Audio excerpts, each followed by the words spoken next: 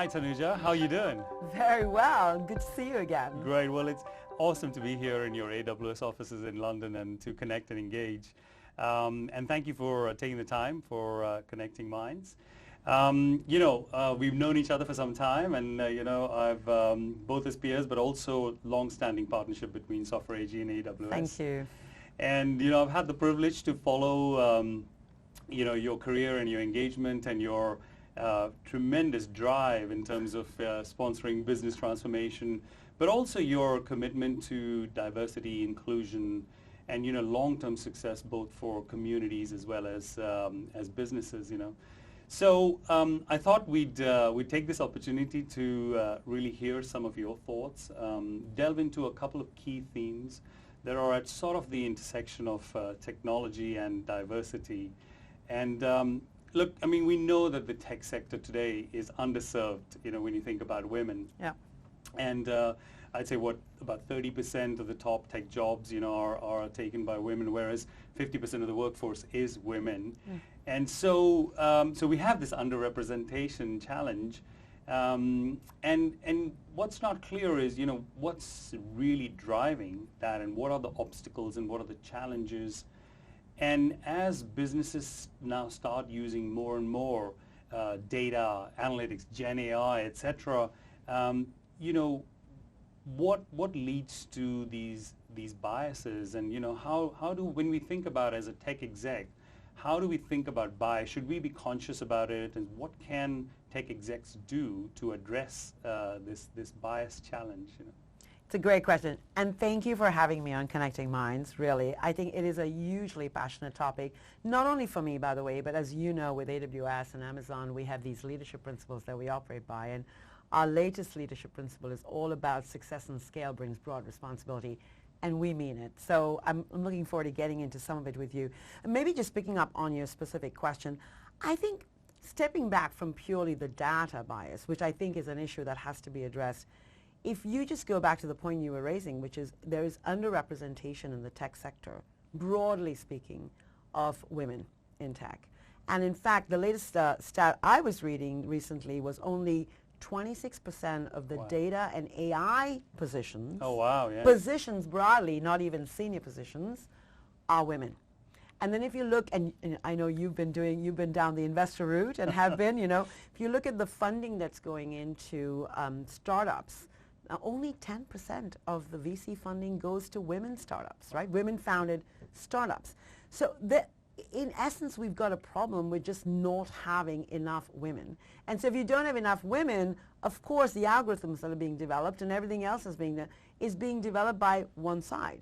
And in fact, the issue, as you know, and I've certainly seen this across my career, is when you only have, for example, male managers, hiring managers, mm-hmm.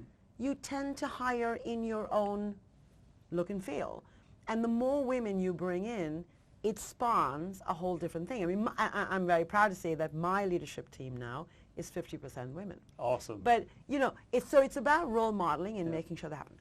The other thing I will say to you that I think is super important is education. Mm-hmm. And, I was lucky. My father gave me a phenomenal opportunity to be educated, We really believe that the only way to address this is to bring more women into the digital economy, because most jobs out there eventually are going to be digital jobs, sure. Right? And so being able to educate women to take these first steps in careers that actually are going to be creating big opportunities for them is education. And then we have made a commitment to, and I'm super proud of this, to spend hundreds of millions of dollars to educate 29 million people for absolutely free by 2025. And one of those programs is a program called Restart.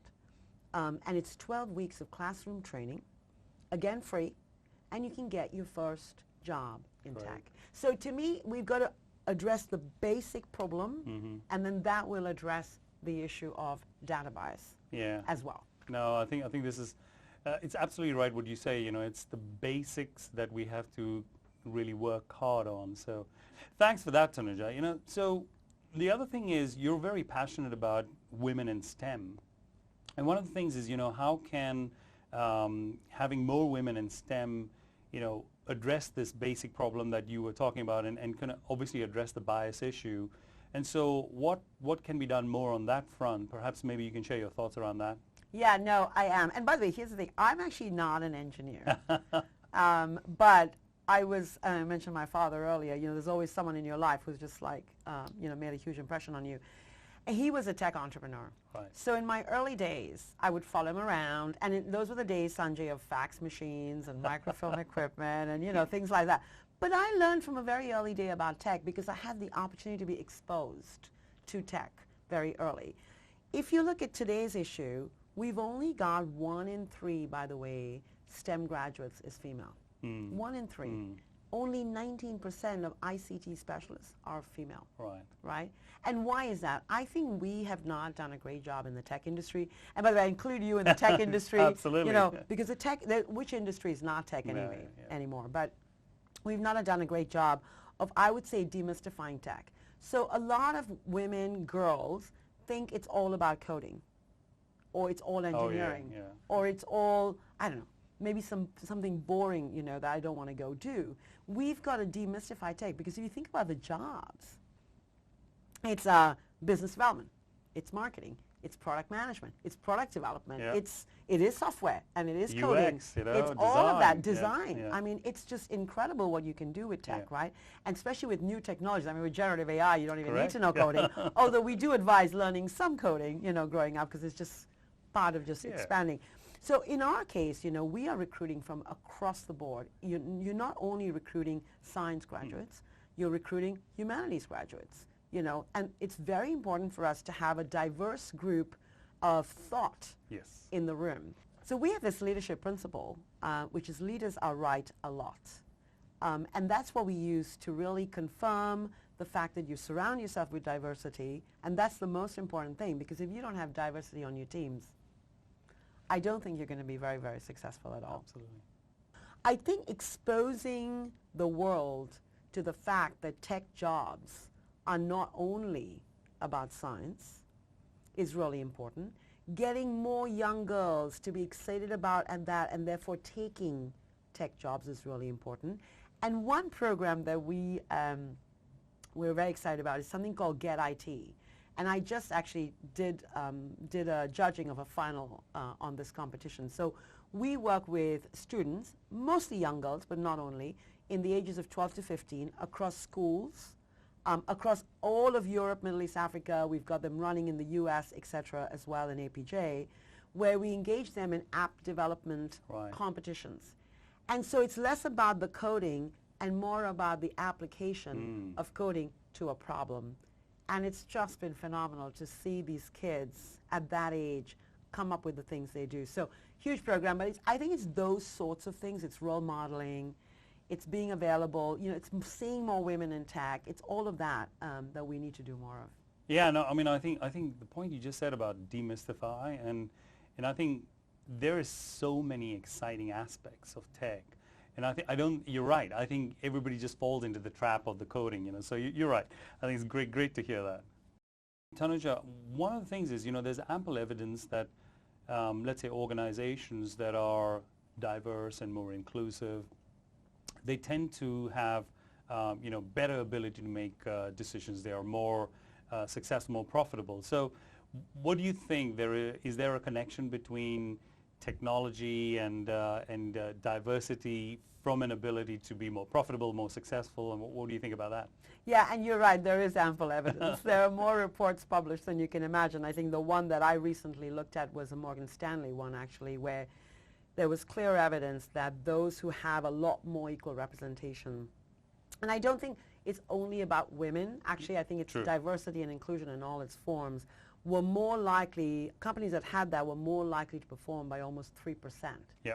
You know, which is significant, actually. And again, going back to the points that we've raised earlier, we still, despite some of these reports, though, don't see acceleration in terms of how many more diverse individuals are in those very, very, very senior roles. And it comes back to some of the things we talked about earlier, some of the things. I mean, what we tend to find is there's a leaky pipeline.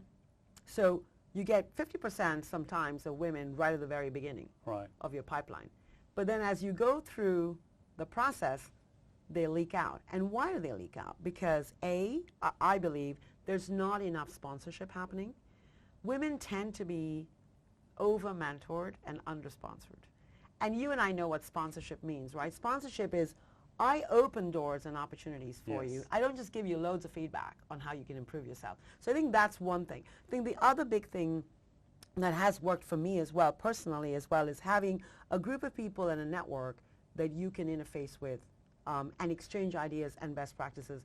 I have, by the way, a network I started about in 2013 now of 200 female leaders. All right. And we meet 6 to 8 times a year. Wow. And we share experiences. We don't talk about diversity, by the way. We talk about everything, organization, restructuring, all of the above, Gen AI. But what we do we have a space that we can actually exchange values. And then the other thing is allyship.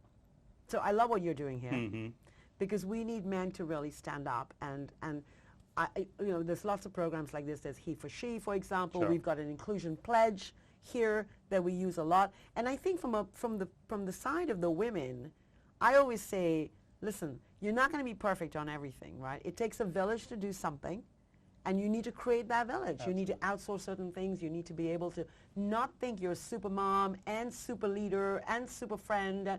I think this is something we've really got to help women with as well, because it's just the imposter syndrome coming back over and over again that we need to deal with. And just to come back to your core message, about what do we need to do and the success that you see in teams that have it. When I look at EMEA at least, what we've seen in reports we've done with a company called Public First is there's almost 2.8 trillion of value that can be unlocked through cloud digital skills. Wow. But the issue is, and this is what you say to me and what all other CEOs I speak to say, is the lack of digital skills. Sure. In fact, New Vantage Partners had done a survey, and 92% of the C-suite that they interviewed said the organizational issues were the biggest blocker to transformation. So in our view, it comes back right to the very beginning on really encouraging education on all of these new technologies and getting more and more of us together, as well as the public side, working together to educate and bring women into the digital economy. Because today women are more on the sort of unpaid jobs, hidden workers, True. and what we need to do is lift them up and democratize the availability of that education so they can get, the great opportunities that technology has to unfold for them. But awesome. anyway. Listen, very inspiring, and I tell you, it's so interesting the point you said about leakage, right? And in our own small way, we're doing a program called Software Again, which is actually bringing returning mothers back into and exposing them to managerial assignments, etc. And so I absolutely agree with you. It's not so much about advice, and it's about really opening the doors and creating the opportunities. But what an exciting conversation. I really enjoyed. Thank you so much, Thank you Tanuja. so much. Thank you for doing this. It's been a pleasure.